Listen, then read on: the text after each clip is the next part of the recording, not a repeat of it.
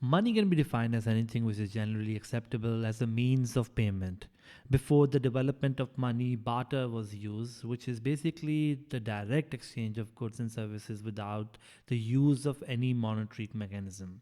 But barter had a lot of problems. The first problem barter had was the double coincidence of wants. What is double coincidence of wants? Well, it's one person offering a good or service may need to find someone who wants that good or service, and that person also needs to be offering something in exchange that the seller wants.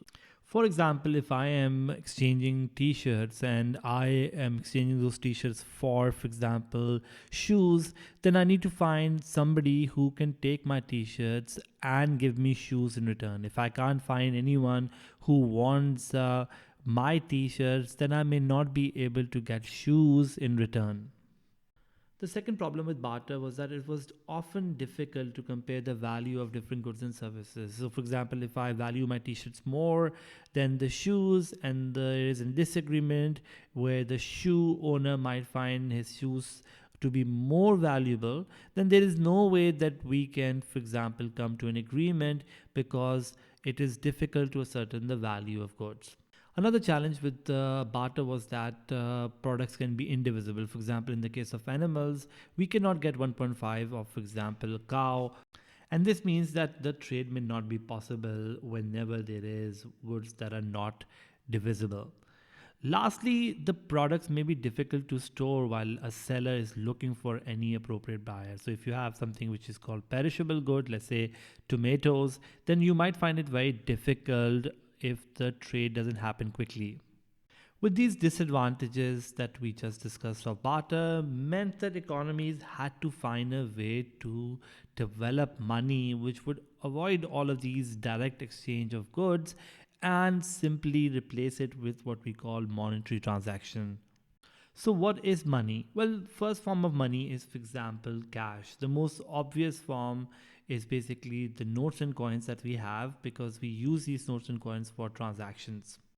Another example of money is bank deposits. Much money is in the form of money deposited in banks, building societies, credit unions, and other financial institutions. And these monetary deposits can be in the current account, which does not give any interest, or in the form of saving account, which also gives some interest. We also sometimes use the term near money or quasi money, which is basically refers to any asset that is immediately transferable into money and so can be used to settle some debt, but not all debts. Near money, therefore, is able to fulfill some of the functions of money, but not all of them. For example, when you look at one kind of near money, then government treasury bills or T bills can be regarded as near money because they can be easily converted into cash whenever you need liquidity. It is also important to understand that checks are not money because we do use them for example, undertaking transactions as a means of payment, but they're not actually a form of money. Normally, those checks are drawn against an account, which is a bank deposit, and that bank deposit is counted as money. In order to understand the importance of money in the modern economy, it's important to understand its functions. So there are four functions of money that it perform, which is essential for any economy. The first one is that money is a medium of exchange.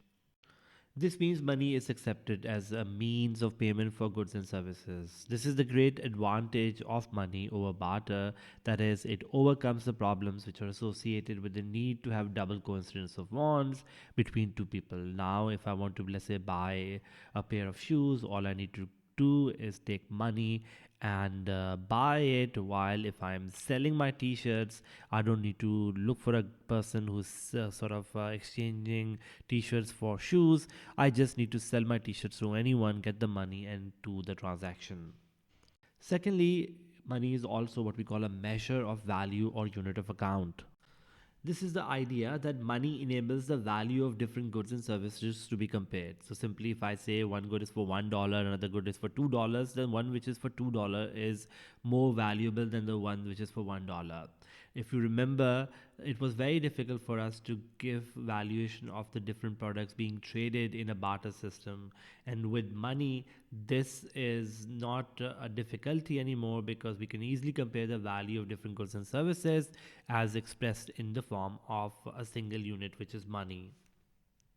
The third function of money is also it is a standard of deferred payment. Money enables people to borrow money and pay it back at a later date. This encourages the provision of credit and so act as an incentive to trade. Buyers are able to consume goods and services immediately, but the payment can be spread over a period of time.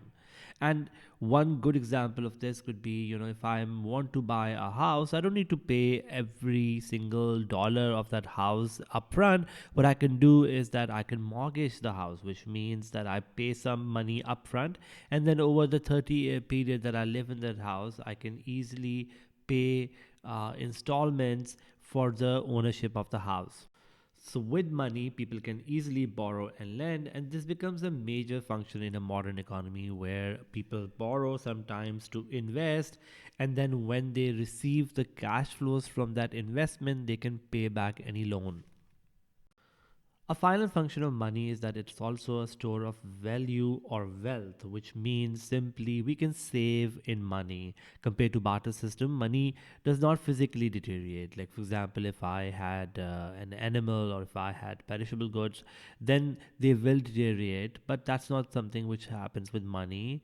And the idea is that if we can store our wealth or save in terms of money, then I can basically use this money later on in a different time period. However, one may argue that if there was inflation taking place in an economy, then this value of money can erode, or purchasing power of the money that we've saved over a time can go down. Nonetheless, in a modern economy, saving is happening in terms of money, and that becomes a very essential function. Now, let's look at some of the characteristics of money for it to deliver on its function. The first characteristic of money that we would like to talk about is that money has to be acceptable. This basically means that if I have, for example, US dollar in Pakistan, if I go to a store and buy something, they may not accept it, although it's a legal tender of the US, but it's not a legal tender or acceptable money in Pakistan. So for Pakistan, if I need to undertake transaction, I need Pakistani rupees. Secondly, the requirement for money or a main characteristic of money for it to deliver its function is that it needs to be divisible, which means money can be divided into smaller units, especially so that the cheaper items can be bought and sold. For example, if you look at Pakistani rupee, you may have a smaller denomination in terms of 10 rupee note or 20 rupee note, but you may have 100 rupee note and 5,000 rupee note as well. Third feature is the idea that it has to be portable. Any money needs to be portable if it's going to be convenient for the user to use it, which means easily carried around. If money is too heavy, then it may not be portable and it may not fulfill its function of a successful medium of exchange. Another characteristic of money is that money needs to be durable, which means that it needs to last long. Of course, banknotes will eventually need to be replaced by newly printed ones, but they do last for a longer time period. Money needs to also be scarce, which means that it has to be in a limited quantity, because if it is too much, then the value of money will go down as there will be more inflation. Then comes the stability of supply, which is basically the idea that money needs to have a stable supply. There can't be shortages of money, which can result in difficulty in undertaking transactions. Then the concept of recognizability is also there, where money needs to be easily recognizable in an economy, and this contributes to confidence in it, which means that if I have a particular bank note, let's say 5,000, everyone needs to know that this is the 5,000 rupee note that is accepted for transactions. Then comes the idea that money needs to be also uniform. This uniformity means that there should not be any two versions of the same note. For example, if money is not uniform, then there could be a possibility of counterfeiting, where people can actually have fake notes because there is no uniformity. Lastly, is the idea of stability of value, where money has a reasonable degree of stability in order for it to fulfill its function. This means that we need to control inflation and need to make sure that the purchasing power remains constant over time for people to have confidence in using money as a means of exchange. Also, if there is stability in the value of money, then people will also be easily able to save in money. In other words, the store of wealth function can take place without people worrying about losing the value of money. Lastly, we need to understand that these characteristics of money are really important for the functions of money to be undertaken. So, if any of these characteristics are missing, the functions of money may not be able to successfully take place.